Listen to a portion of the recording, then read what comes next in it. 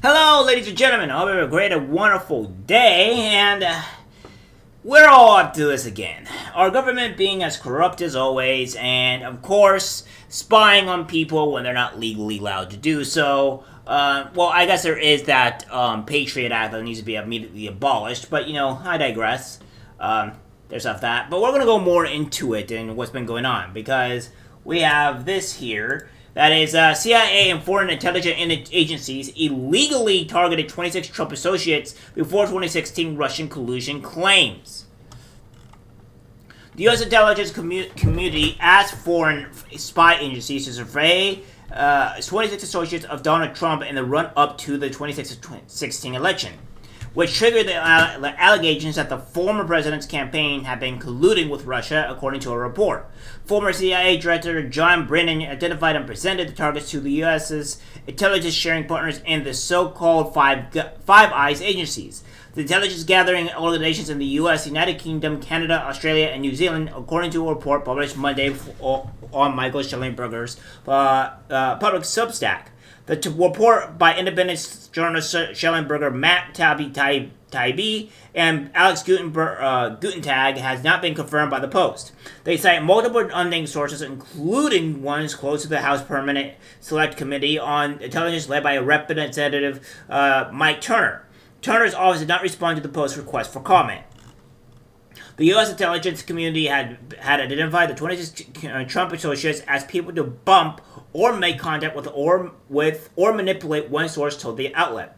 In spy speak, bumping is when a reason is manufactured to meet with a target of interest in order to develop a relationship that could lead to intelligence. They were targets of our own IC and law enforcement, targets for collection of information, the source said. Britain's government communications headquarters intelligence apparatus, or GCHQ, was making contacts with Trump's associates as early as March 2016, according to the report.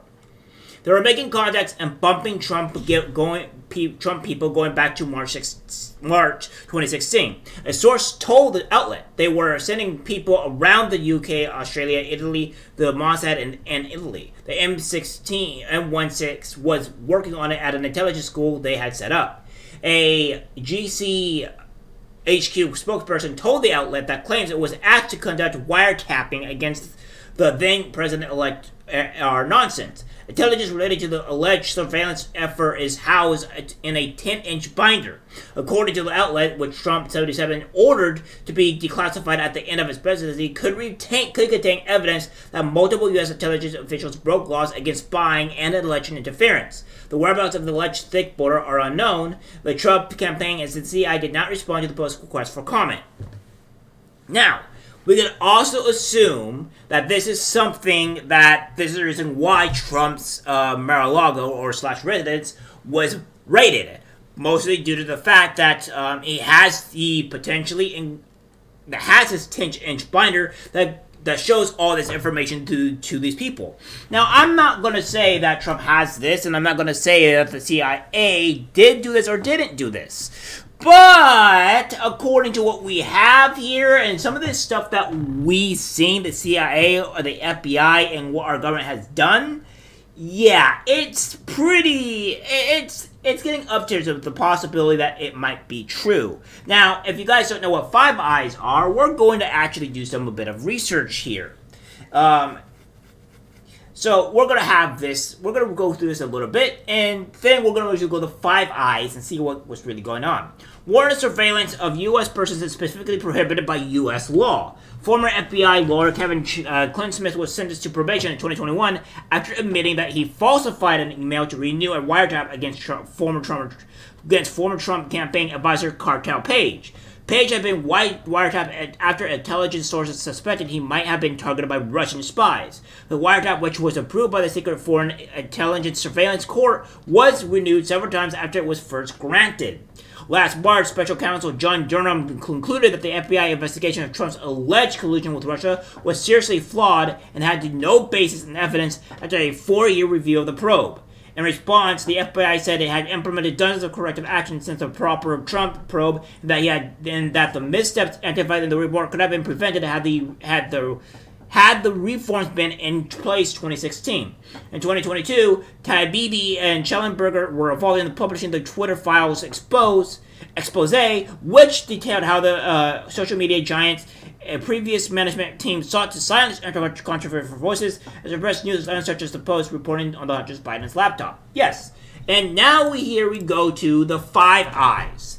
The Five Eyes is an Anglosphere intelligence alliance comprising of Australia, Canada, New Zealand, and the United Kingdom and the United States. These countries are parties to the multilateral UK-USA agreement and a treaty for joint cooperation in signals intelligence. Informally, Five Eyes can also refer to the group of intelligence agencies of these countries. The origins of the Five Eye can be traced to informal secret meetings during World War II between British and American codebreakers, which started before the U.S. formally entered the war, followed by the Allies' 1941 enacted charter that established their vision of the post-war world. Canadian academic Sergeant Visitek, I'm not even going to try to pronounce that name, sorry, argues the alliance emerged from Winston Churchill's Iron Curtain speech in 1946, which warned of open conflict with the Soviet bloc unless the Anglosphere democracies learned to cooperate. So, that is the Five Eyes, and it's been here since 1941, and it's been here for 82 or so years. So we're having, I guess, other governments look at our own people of our country, bypassing our laws, and then giving all that information to, people within our country, which will allow our government to sneakily spy on people without having to break our laws. That's very interesting, government. I don't know what you're going on there, but perhaps this should probably be abolished, among many other things, because you guys are really making me, annoyed with your insanity here. Now, we have this. The secret history of the shadow campaign that saved the 2020 election. Now, what we have is quite interesting, right? So, obviously, they're talking about